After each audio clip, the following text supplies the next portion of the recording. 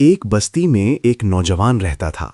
جب رمضان کی آخری راتیں آتیں تو وہ خاص طور پر شب قدر کی تلاش میں پوری رات عبادت کیا کرتا تھا۔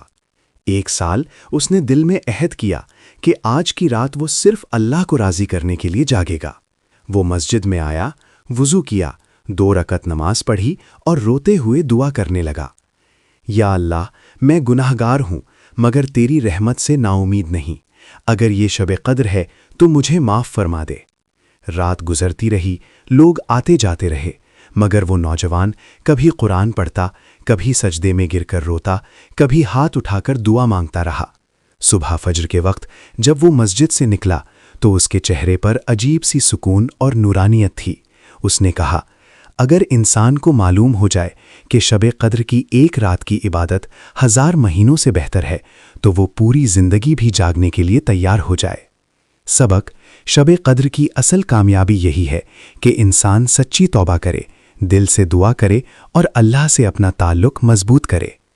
ایسے ہی ویڈیو دیکھنے اور سننے کے لیے مدارس ہند ٹی وی کو سبسکرائب، لائک اور شیئر کرنا نہ بھولیں۔